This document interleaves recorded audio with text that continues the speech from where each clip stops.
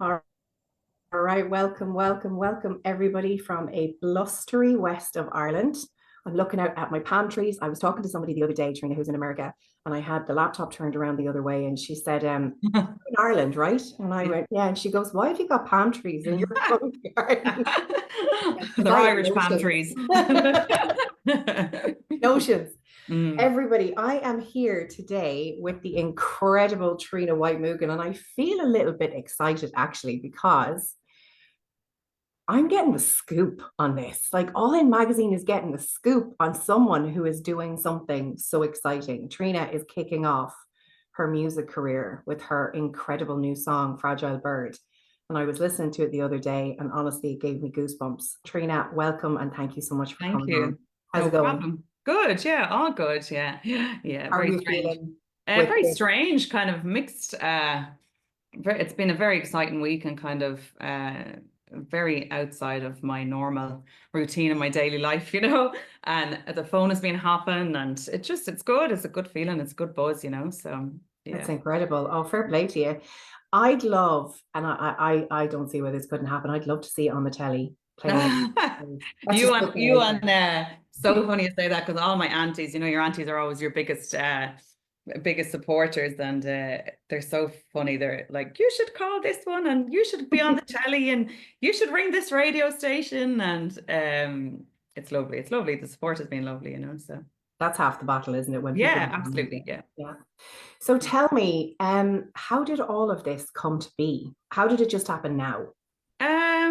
I suppose I've got three kids. I've got three boys that are nearly 18, all coming up on birthdays, 18, 14, and 10.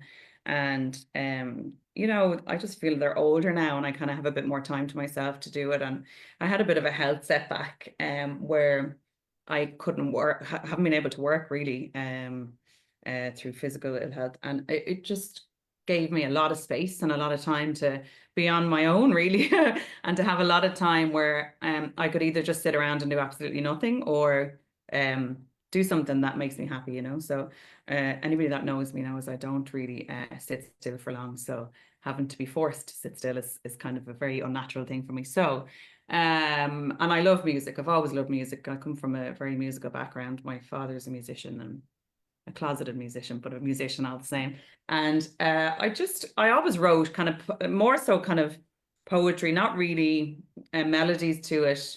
Sometimes I wake up with a melody, sometimes a melody would just come, sometimes I write first, and sometimes I'll only write a line, sometimes I write a song. So it's very kind of unorthodox way of writing. But I just kind of said, right, that's it. I'll sit down and Fragile Bird was one of the one songs that I really had such a strong connection to because it's about somebody I know who experienced a massive loss in their life, and I wrote the kind of Fragile Bird one line of the chorus about 3 maybe 4 years ago, and never really went back to it. Touched on it off and on over the years, and felt like I couldn't do it justice because I was still technically on that journey, if you want to call it that, with this person who had this massive grief, and I felt like every time I went to sit down and finish the song, I couldn't really do it justice, the what she was going through. And I felt like everything I wrote wasn't good enough to explain it, or wasn't deep enough, wasn't connected enough. So anyway, I came to a point, then I had a conversation with her recently, maybe about 5, 6 months ago, and I felt like there was a shift in the conversation.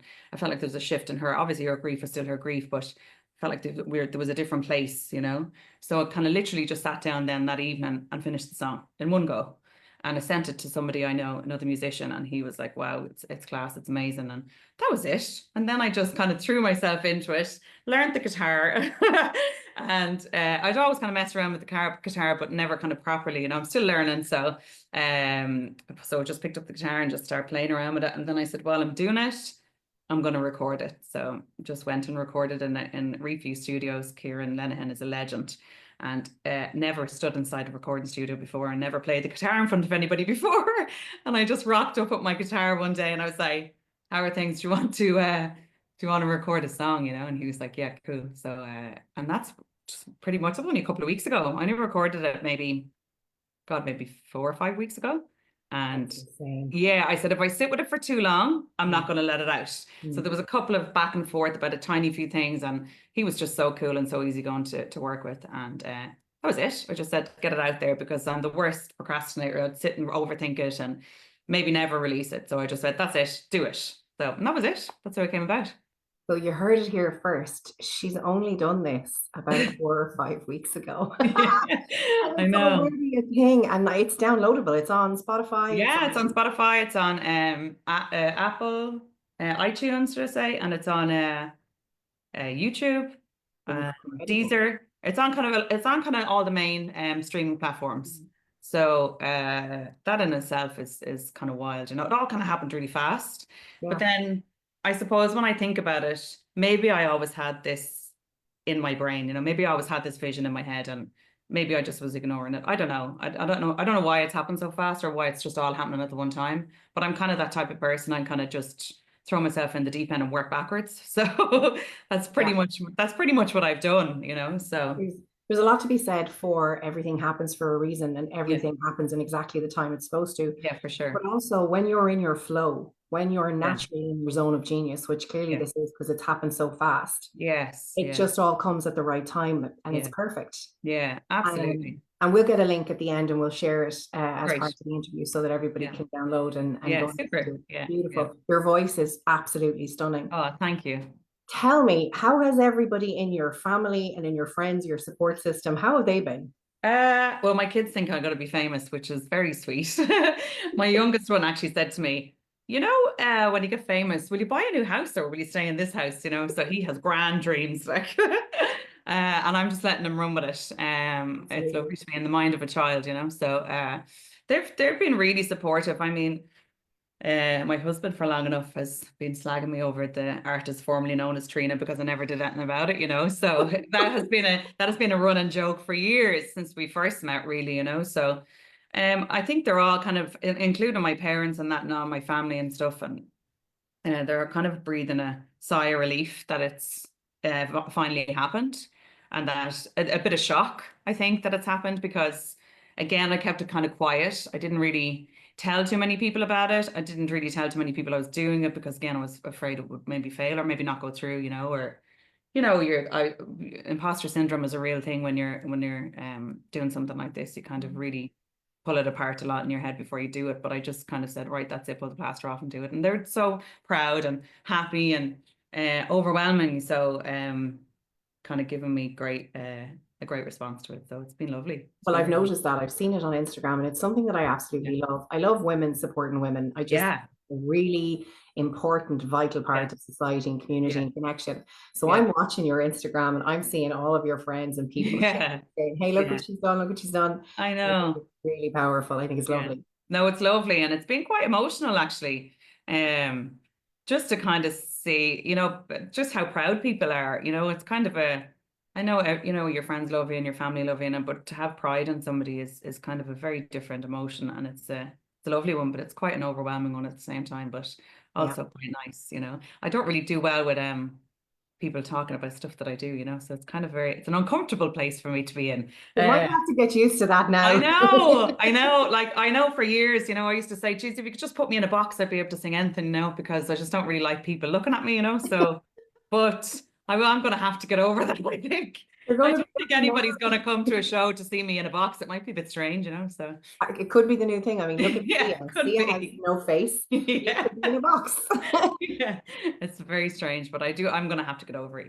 So That's incredible. So let's talk about vision then. So here you are with Fragile Bird, an mm, incredible song, the mm, first of mm. what I'm going to assume is many. Yeah. What's the vision?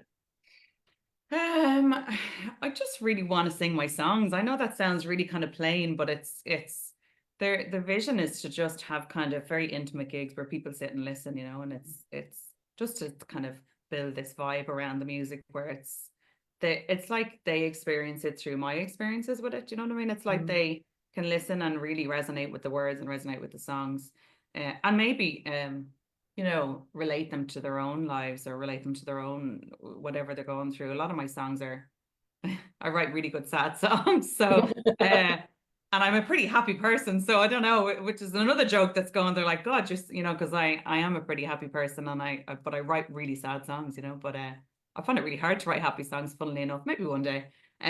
But they are kind of very big life experience songs, and not necessarily all about mine. it could be my experience with them, you know. So I think I would love to have I suppose a show, if you want to call it that word, where I Nice. know, yeah, see, I'm even trying to Yeah. use the right words. A show, I suppose, where, you know, it's a small, intimate gathering, and to have to create that kind of space where people can come in and listen to it, you know. That really is my goal, you know. So I love the idea of having your own show where people can come in and listen to it. It's almost like an experience. And yeah, I that's saw it. something in America now. I think it was in Florida, and I think the bar is called Raglan Road. All And right. Ella Murray is dancing over there, Yeah. Yeah. Lisa's daughter. Yes. Yeah. And I'm looking at it because I kept seeing stuff on Instagram, and then I went in and I had a look at the bar, and it's a bit like what you're talking about. It's a venue that people Yeah. come to for specific shows. Yes. Yeah. And I think something like that is lovely. It's a bit like when you look at Vicar Street, okay, it's on a Yeah. different level. Yeah. But visioning yourself, having your own show that people are coming to on a regular basis, That's I think exactly that's it. Yeah. Yeah. fab. And I think even aesthetically wise, you know, it's funny because I always have this, you know, if you go onto my page, it's all black and white and it's quite vintage looking. And Mm, I think even like, you know, even the genre, like the genre of music that it would be in, even when I do the album, or just even how it looks, I think I want to create like a whole vibe of, you know, when you come to my show, it will look a certain way, you know, it'll yeah. have a certain, it'll have a certain stage presence, but it'll have a certain aesthetic on the stage as well. It won't be just, um, you know, drums and guitars and stuff like that. It'll look nice, you know. So, I know it. you know, so I have it in my head, I suppose, all these kind of visions to kind of bring like a very intimate show where it's very relaxing and just also looks nice and feels nice to be in it, you know. So as well as nice to listen to. It's awesome that you have it, that it's creating itself in your Yeah, head. for sure. Yeah. And Yeah. it's actually happening as we're talking about it. Like everything Yeah. is coming into fruition. I know. I feel like I'm on the hop with the kind of thoughts, you know. I feel like I'm having one, I'm like, go do it. Having another one, go do it. It's kind of Mm. like I'm really running with it now because again, I could very easily go back in that said box and Mm. not do any more about it. But I do feel like now I'm kind of I'm on a roll, you know. So Stay on the roll. So then let's talk about radio stations and TV shows and all that kind of stuff. Where would you mm. like to go? Like, who would you like to be sitting in presence with and having a conversation with in face to face, in real time? I suppose like anybody like that, I have sent through great peer pressure, I have sent the song to a couple of radio stations, you know, I've sent it to Midwest because it's their local one, you know. So I've sent it to them. Anybody really that'll take me, you know. I've Excellent. sent it to them and I'm not really that fussy, really, to be honest. Again, I don't really have I suppose an elite list of people that I want to be sitting talking to, you know. This is but the first time I've ever done an interview about music before, so thank you. But I Pleasure. have sent it to the likes of people who like to promote Irish independent artists. So like I've sent it to like the Louise Duffy Show, I've sent it to Ray Darcy, RTE, you know, kind of those radio shows that they kind of they like to showcase people who are unknown and people who are trying to break the market and stuff like that. So those kind of people I think are who I need to be talking to, you know. So Incredible. Okay. Well, anything that we can do to help, we yeah, will great. absolutely do that. And the Mhm. more publicity that you get, the Yeah. more obviously people will see it. Yeah, of course. Yeah, yeah. Fantastic. Mm. Is there anything that you'd like to tell people about the journey that you've had and maybe why you decided to do it in this time? As in, we had this conversation before, and I was talking to you about, say, Ed Holland, and Mm. seeing the way certain people's careers take Mm. off at different age points. Mm. Yeah. What does this mean to you at this stage? Um, it's funny, you know, because I think sometimes you know when you look back, people always think they're the same versions of themselves throughout life. But I think I've had multiple versions of me. I had my kids quite young, you know, and I wouldn't change anything that I've done for the world, you know. But and then I used to think, you know, if I had this chance years ago, would I have taken it? Like, would I have done it? Would I have been able to write the way I write? 20 years ago? No, I don't think so. I don't think I'd have been able to write as honestly as I write now. It's kind of warts and all. I kind of write really, really deep into the emotions. So I think that comes to it. Now, anybody at any age can do whatever they want, but I think for me personally, that comes from experience. You know, it Mm. comes from. I was a beautician for years, so I worked. I had clients of women all day long, every day. You know, so I listened to lots of different emotions, lots of different feelings, and I went through, went through lots of different things with them and those times as well. So I kind of absorb a lot of that stuff as well. So I feel for me, it definitely is kind of when I hit my 40s, I went, do you know what, why not? Why Mm. not do it now? There's this narrative that you have to do things when you're younger to have like a successful career going forward, and all this kind of, heebie-jeebie shite, for want of a better word. You can do 100%. anything you want at any stage of your life, Mm. It doesn't matter what age you are, or, you're young, 40s, 50s, 60s, just do it. Yeah. I'm a great example of it because I really did hide for a long time. And I have such a love for music, and it was such a waste. When I think about it, was it a waste, or was it just not the right time for me? Was it not I don't know if I would have been able to do this a couple of years ago. Even last year, I don't know whether I'd have been able to do this. Yeah. I don't know what came over me that I just decided to do it. Maybe it was that conversation with that person. Maybe about Fragile Bird. Maybe it was that I thought, you know what, she's gone through so much and she's still living. She's still trying her best to get up every day. And, I have this opportunity where I can do something for myself before Mm. it's gone, and maybe it was the health thing as well. I kind of was acutely aware of the restrictions that it would put on me in life. And I thought the one thing it won't restrict is that. So that's why maybe it was those things that just kind of all together, a collaboration of go and do it, I love that. And I love how introspective you got Yeah. and really looked at all of the different reasons why and have come to this and Yeah. decided, back it, I'm just Yeah. doing it and that's it. Exactly. Yeah. Yeah. Life is short, And you're right. There's so many people that put pressure on themselves to have to do something at a very young age. When you're 20, you have to have achieved this. When you're 30, you have to have Yeah. achieved this. Yeah.